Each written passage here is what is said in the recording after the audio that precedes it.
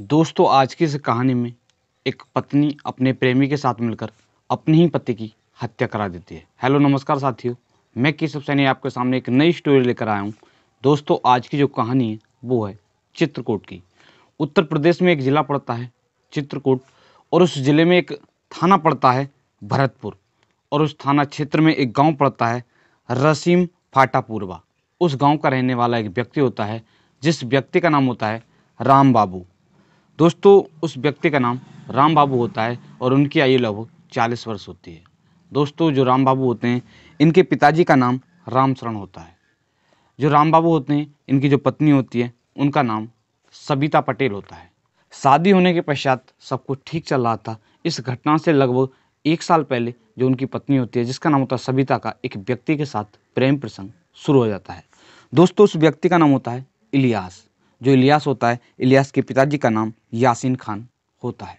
दोस्तों एक ज़िला पड़ता है बांदा, और उस ज़िले में एक थाना पड़ता है बंदोसा, और उस थाना क्षेत्र में एक गांव पड़ता है टिकुरी पूर्वा। उस गांव का रहने वाला जो इलियास होता है वो उस गांव का रहने वाला होता है।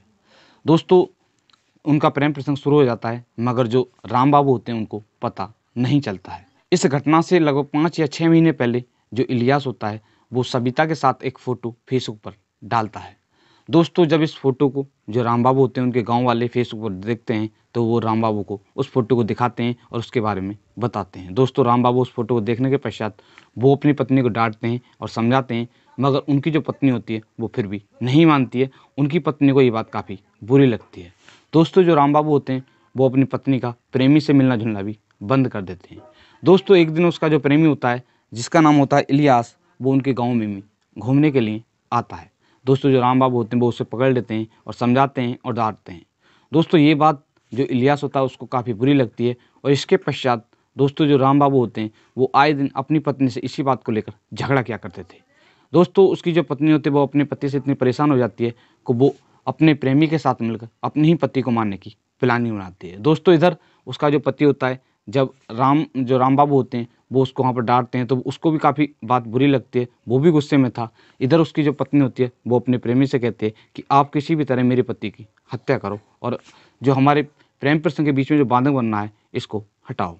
इसके पश्चात जो सबिता होती है वो अपने प्रेमी के साथ मिलकर अपने ही पति को मारने की प्लानिंग बनाती है। दोस्तों उसका जो प्रेमी होता है वो तो पहले से ही गुस्से में चल रहा था, वो उसकी बात मान लेता है और मारने के पश्चात वो उसे मारने की प्लानिंग बनाता है।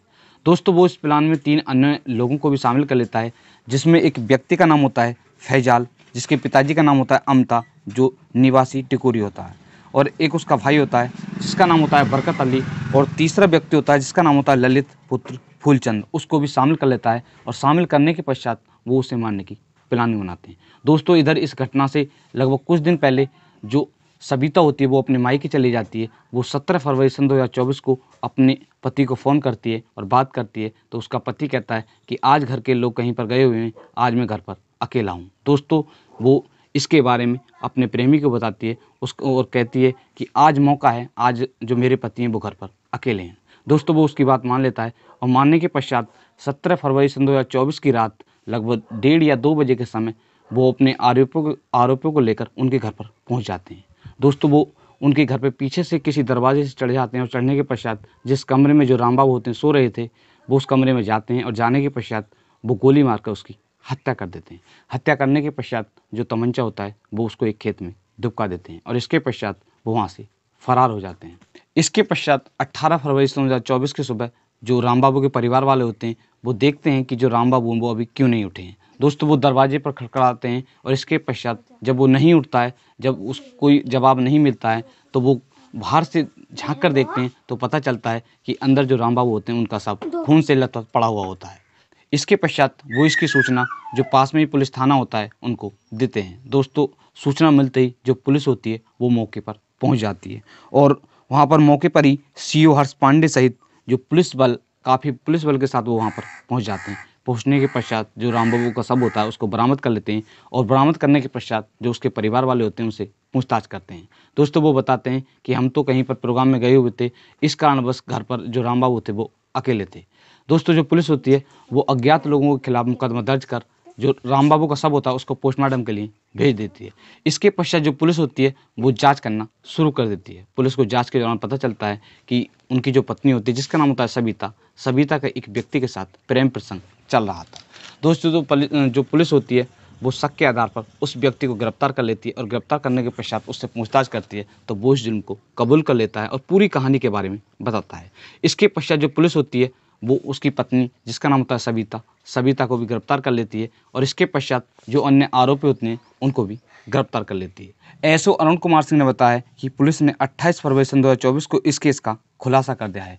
पुलिस ने जो मृतक की पत्नी होती है जिसका नाम होता है सबिता और उसका प्रेमी जिसका नाम होता है इलियास और बरकत और ललित कुमार, इनको गिरफ्तार कर लिया है और इनको जेल भेज दिया है। दोस्तों पुलिस ने 4 आरोपियों को गिरफ्तार किया है और इन सभी को जेल भेज दिया है। इन सभी के साथ सख्त से सख्त कार्रवाई की जाएगी। दोस्तों पुलिस ने इस हत्याकांड में जो उपयोग की गई मोटरसाइकिल थी उनको भी बरामद कर लिया है और जो तमंचा होता है उसको भी बरामद कर लिया है।